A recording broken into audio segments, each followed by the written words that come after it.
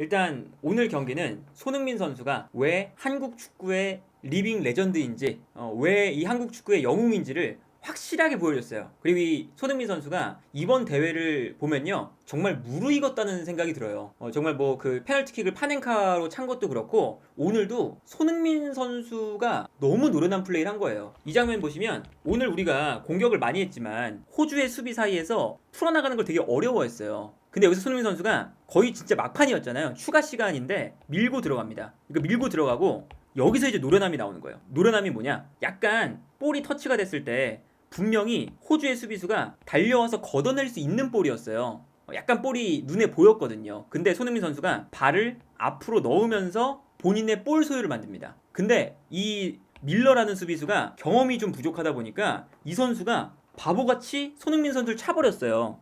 여기서 이제 문제가 생긴 거죠. 이 밀러라는 선수가 2000년생이거든요. 경험이 매우 없죠. 반면에 손흥민 선수는 정말 말 그대로 프리미어리그에서 정말 오랜 시간 동안 커리어를 쌓으면서 거의 뭐 축구 도사가 된 선수잖아요. 그러니까 볼이 이 앞에 있을 때 손흥민 선수가 볼 소유권을 안쪽으로 만들면서 저 이제 밀러가 달려오면서 볼이 눈에 보이니까 발을 뻗을 때 손흥민 선수는 아예 발을 넣어버린 거죠. 거기서 이제 손흥민 선수의 노련함에 저 선수가 속은 거고요. 뭐 황희찬 선수가 마무리를 하는 것도 너무 좋았습니다. 황희찬 선수가 뭐 페널티킥을 너무 잘 차잖아요. 그래서 이 페널티킥도 너무 좋았고요. 그리고 이것도 이 프리킥은 한국 축구사에 길이길이 남을 프리킥 같은데, 손흥민 선수의 프리킥이 이제 일단 기본적으로는 잘 감겼어요. 너무 잘 감겼는데 플러스 요 선수들 있죠? 앞에 앉아 있었던 선수들, 요 선수들이 정말 아주 좋은 플레이를 한 겁니다. 앞쪽에 앉아 있었기 때문에 볼을 가려주고 있는 거예요. 볼을 가려주고 있어서 호주의 매튜 라이언 골키퍼가 손흥민 선수가 볼을 차는 순간을 못 봅니다. 저게 되게 중요한 거거든요.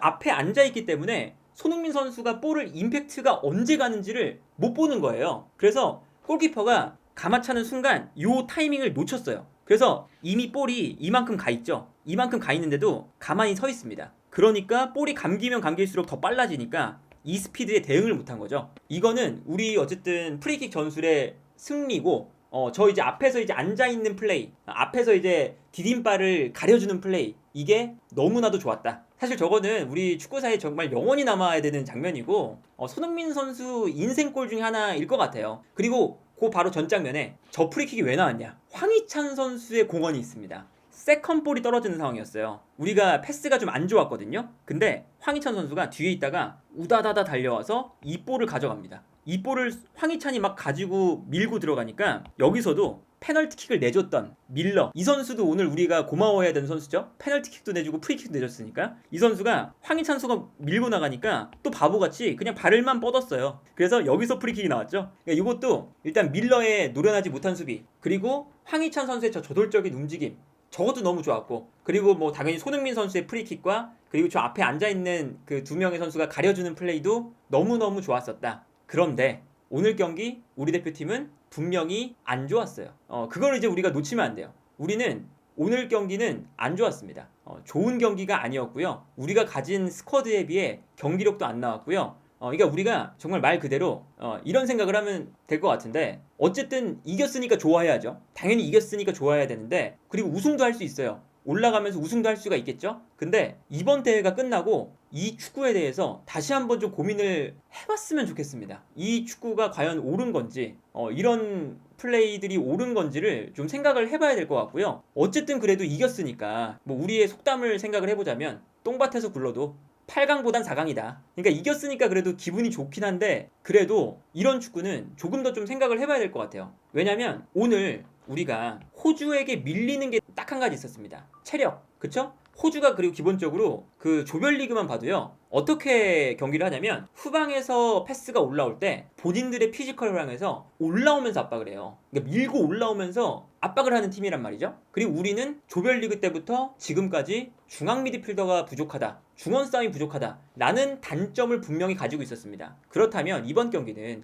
우리가 중원 싸움 부족하고 상대는 올라오면서 끊는 플레이가 좋고, 그러면 중원 싸움에 대한 뭔가 좀 더 고민이 있었어야 되잖아요. 심지어 체력도 부족한데. 근데 오늘 그런 고민이 과연 많았나?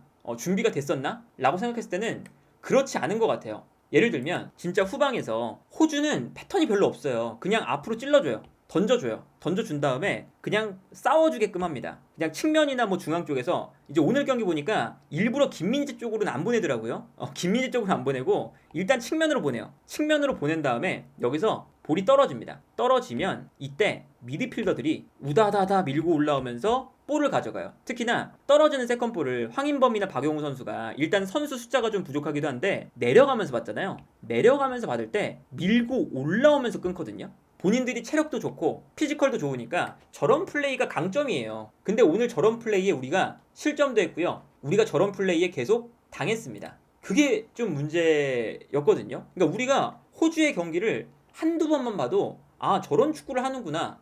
아마 이번 경기는 저런 플레이를 할 거다. 예상이 좀 가능해요. 근데 그런 플레이에 속은 거예요. 그리고 호주가 하는 패턴이 또 한 가지가 있어요. 이 팀은 본인들이 공격을 만들어가는 걸 잘 못합니다. 그래서 되게 단순해요. 한쪽 측면을 볼 보내죠? 그러면 우리 수비가 좀 쏠리죠? 쏠리면 다시 반대로 보내요. 다시 반대로 보내고 또 다시 반대로 갔을 때 또 쏠릴 거 아니에요? 다시 반대로 가잖아요? 그러면 또 다시 반대로 그냥 보내서 또 크로스예요. 그러니까 이게 본인들이 할 수 있는 패턴이 크게 없으니까 한쪽에서 반대, 반대에서 또 반대 이러면서 그냥 상대 수비를 약간 흔들다가 크로스거든요. 그런 플레이가 심지어 인도네시아전에도 나왔어요. 크로스 자체가 약간 길게 온다는 거는 이거는 호주의 축구를 진짜 딱 지난 경기 인도네시아전만 봐도 알 수 있습니다. 약간 길게 올라오는 거. 근데 오늘 경기 보세요. 우리가 아까 그 말했던 올라오면서 끊는 거랑 경기장 넓게 쓰는 거 똑같이 당합니다. 좌우 측면을 넓게 써요. 왼쪽에서 볼을 가지고 있다가 중앙으로 갑니다. 그리고 중앙으로 간 다음에 안쪽에서 다시 반대편으로 가죠. 그리고 반대편으로 돌아간 다음에 다시 수비가 좀 쏠리니까 여기서 크로스예요. 그래서 여기서 이제 크로스가 올라오면 싸워주고 안으로 넣어주는 거죠. 그러니까 이게 계속 이제 우리 이제 수비를 좌우로 흔드는 거거든요. 본인들이 할 수 있는 패턴이 그렇게 많지 않으니까 저런 플레이를 계속해요. 근데 우리가 저런 플레이에 무너지는 장면이 많았습니다. 이 장면도 보세요. 약간 길게 올라오는 크로스인데 대비가 좀 안 돼 있죠. 길게 올라오는 크로스고 이건 사실 먹히는 거나 마찬가지였잖아요. 사실 먹히는 거나 마찬가지였고 헤더 조현우 선수가 맞고 2차적인 슈팅까지 또 막아요. 먹히는 거였어요. 조현우 선수 아니면. 근데 저거는 몰랐던 패턴도 아니고 알고 있는 패턴이었습니다. 그리고 두 번째 특징, 올라오면서 끊는 거. 피지컬이 좋으니까 우리가 후방에서 좀 볼을 돌리고 이럴 때 올라오면서 끊는 거. 요건데 여기서도 이제 계속 초반부터 나왔거든요. 여기서도 이제 끊기면서 볼을 가져가는 장면이고 요런 장면. 길게 볼을 보내주고 세컨볼이 나옵니다. 세컨볼이 나오는데 호주 선수들이 우다다다 올라오고 있어요. 올라와서 밀면서 끊어냅니다. 이 세컨볼을. 그러니까 여기서 세컨볼 가져가서 슈팅 마무리. 요 두 가지 패턴을 생각하고 경기를 보면 우리가 실점할 때 너무나 동일한 장면이에요. 황인범 선수가 패스를 보내주는데 호주의 선수가 밀고 올라오면서 끊죠. 근데 밀고 올라오면서 끊는 걸 일단 한번 허용을 했고요. 허용을 한 다음에 여기서 구딘이라는 선수가 이 선수가 결국 골을 넣어요. 근데 볼을 잡아서 일단 가운데서 또 볼을 잡아서 다시 측면으로 돌아뛰는 반대편 선수에게, 물론 이제 우리가 여기서 수비 라인에서 뺏겼으니까 우왕좌왕할 수밖에 없는데 또 이 크로스가 또 길게 올라가죠. 아까 말씀드렸던 이제 오른쪽 왼쪽 돌리는 거죠. 그 다음에 반대편 올라갔을 때 구딘이 왼발로 득점. 이게 근데 인도네시아전하고 똑같아요. 인도네시아전도 골 나오는 거 보면 약간 길게 올라가거든요. 여기서는 이제 물론 안쪽으로 뛰어들어오면서 어바인의 헤더 떨어지는 걸 구딘이 넣었는데 이 구딘 선수가 똑같은 위치에 있어요. 약간 먼 위치. 여기서 세컨볼을 득점으로 만들거든요. 저 호주의 득점, 호주의 골 장면은 그렇게 예측을 못할 건 또 아니었어요. 근데 이제 어쨌든 우리가 그 플레이들을 보면 그 상대방이 잘하는 것들을 우리가 봉쇄를 한다거나 상대방에 대한 그런 플레이들을 우리가 잘 막아낸다거나 그런 모습들이 잘 안 나와서 좀 그런 것들이 참 좀 아쉽다라는 생각이 들어요. 이것도 서령우 선수가 가운데로 패스할 때 호주 선수가 밀고 올라오면서 끊습니다. 밀고 올라오면서 끊고 아무래도 우리가 공격 숫자가 많으니까 여기서 역습을 당해요. 근데 역습을 당할 때도 한쪽으로 몰고 올라오다가 다시 중앙에서 다시 볼을 받아서 반대편을 바라보니까 뛰어가는 선수가 또 있어요. 그래서 다시 반대편으로 돌려주는 패스.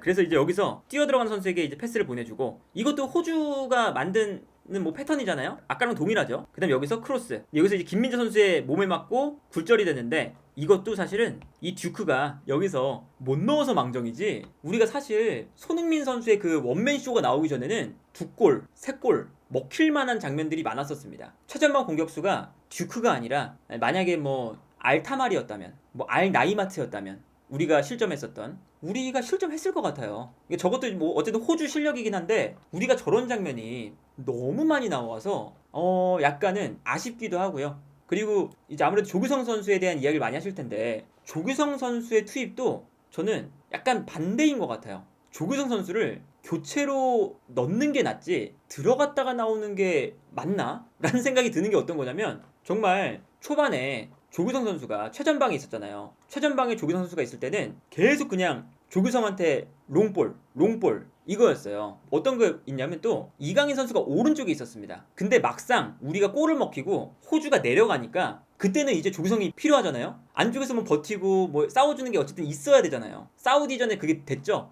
호주가 전반전에는 약간 올라왔기 때문에 굳이 조규성을 써야 될까? 그리고 심지어 조규성 선수한테 뒤로 계속 그냥 찔러줘요. 그러니까 조규성 선수의 뭐 활약이 좋다고 할 수는 없는데 조규성 선수가 뭐 좋은 플레이를 보여줬다는 건 아니지만 전반전에 조규성 선수를 쓰는 것도 아니 조규성을 앞에 두고 조규성한테 달려라 조규성, 받아라 조규성 이렇게 주면 조규성 선수가 더 못하는 거잖아요. 그러니까 우리가 보면 보통 조규성 선수가 달려가고 있고요. 달려가는 조규성한테 앞으로 주고 있어요. 그래서 앞으로 찔러주면 이때 조규성 선수가 막 우다다다 달려갑니다. 근데 이게 조규성 선수의 장점이 아니잖아요. 근데 전반전엔 또 이렇게 쓰고 후반전에는 우리가 득점이 필요하니까 상대를 일단 가둬놔야 되니까 삥 둘러싸면서 이강인을 오른쪽에서 왼쪽으로 보냅니다. 조규성이 안쪽에 있죠? 그러니까 이러면 이제 뭐 컷백도 되지만 크로스를 올릴 수가 있잖아요. 그래서 이강인을 왼쪽에 둔다는 뜻은 사우디전처럼 이강인이 크로스, 조규성의 헤더 이 공격 루트가 하나 생기는 거예요. 근데 그때는 또 조규성을 뺍니다.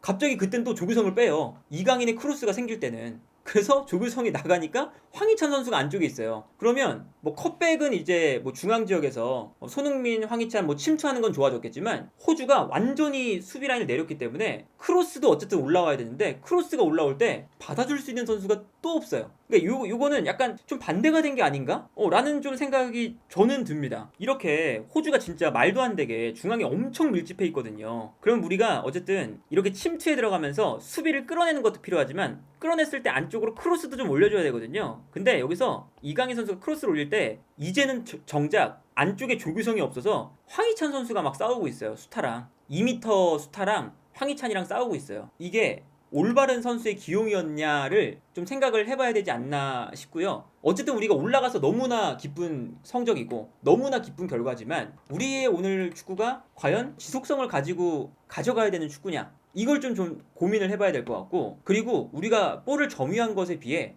호주가 더 득점 찬스가 많았어요. 그러니까 마지막에 호주가 내려앉기 전까지는 호주가 더 공격 찬스가 많았죠. 좋은 찬스가. 그래서 전반전에는 우리가 슈팅을 못했습니다. 점유율이 70%인데 슈팅이 빵개예요. 빵개. 후반전에도 사실 우리가 진짜 미친듯이 볼을 점유했거든요. 호주가 내려가서. 근데 오히려 호주가 슈팅 7개 우리는 딱 3개예요. 오늘 우리가 90분 동안 슈팅 딱 3개 때렸습니다. 딱 3개 때렸고 PK를 얻어서 넣은 게 한 골인 거죠. 그러니까 우리가 오픈 플레이 상황에서 경기 내내 70%의 점유율을 가져가면서 슈팅이 3개다. 물론 이제 호주가 수비 집중력이 참 좋았어요.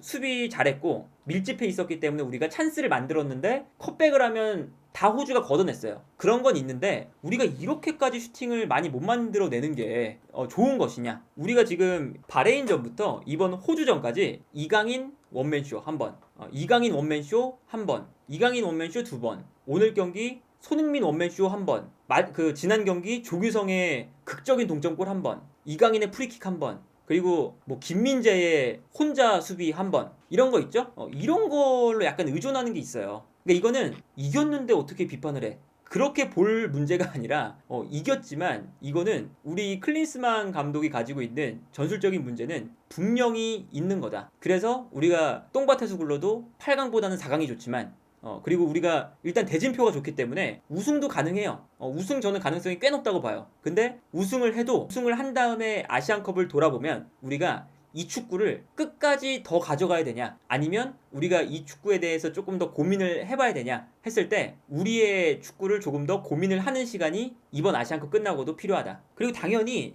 호주가 우리가 만났을 때 뭐 2대0, 3대0 압도적으로 늘 이기는 팀이 아니에요. 호주도 잘하는 팀이고 호주는 늘상 만났을 때 어려운 팀이에요. 그렇기 때문에 오늘 클린스만 감독이 단순하게 뭐 정말 못했다, 호주를 압도하면서 이겼어야 됐다, 이런 건 아니지만 그런 것들을 좀 감안하더라도 우리가 어쨌든 이렇게 어렵게 이기는 과정에서 보여줬던 뭔가 아쉬운 부분들은 분명히 있고 그렇기 때문에 우리가 어쨌든 4강전에 올라갔을 때도 이러한 부분들을 조금 더 생각할 필요는 있다. 우리가 어쨌든 이제 오늘 경기도 정말 힘들게 이겼어요. 근데 토너먼트에서 어쨌든 계속 힘들게 이기면서 올라가는 건 토너먼트에서 그렇게 좋은 신호는 아니죠. 우리가 물론 오늘 경기 한 다음에 4일 뒤에, 그러니까 2월 7일에 경기가 있습니다. 아직 시간이 좀 남았고 체력적으로 회복할 시간이 좀 있긴 한데 손흥민 선수도 그렇고 황인범 선수도 그렇고 여러 선수들이 많이 지쳐있는 기색이 일단은 보여요. 그리고 이제 손흥민 선수도 이제 오늘 보면 그 노련함 때문에 손흥민 선수가 영웅이 됐지만 손흥민 선수가 할 수 있는 그 역량을 100% 발휘를 못 하거든요. 근데 어쨌든 우리가 첫 경기부터 지금까지 모든 경기를 결승전처럼 하고 있어요. 여유가 있는 상황이 나오면 약간의 뭐 좀 로테이션도 돌고 약간의 체력 보존도 하고 요게 좀 있어야 되잖아요. 근데 첫 경기부터 바레인전 결승전, 요르단전 결승전, 말레이시아전 결승전, 사우디전 결승전, 호주전 결승전, 정신적으로도 그렇고 체력적으로도 그렇고 너무 이게 지치고 있는 상태이긴 합니다. 그리고 심지어 다음 경기는 우리 김민재 선수가 결국 이제 카드 관리를 못한 거죠. 우리가 10개의 카드 중에서 하나 정도는 받을 것 같았어요, 사실. 근데 가장 중요한 김민재가 하필 또 받았고, 당연히 김민재 선수는 수비수기 때문에 받을 확률이 높았죠. 그래서 4강전에 김민재가 없습니다. 우리가 이제 4강전에서 어쨌든 이렇게 좀 손해를 보면서 가긴 하는 건데, 우리 선수들이 이렇게 좀 힘든 상황에서도 지금 어쨌든 우리가 보여주고 있는 정신력적인 부분이라던가 그런 선수들이 하나로 뭉쳐있는 부분이라던가 이런 것들은 너무 좋기 때문에 이제 우리가 믿을 것은 선수들이다. 선수들이 이 역경을 잘 이겨내고 올라가 주고 뭔가 끈질기게 포기하지 않고 그런 모습들을 보여주기를 4강전에서도 한번 기대를 해봐야 될 것 같습니다.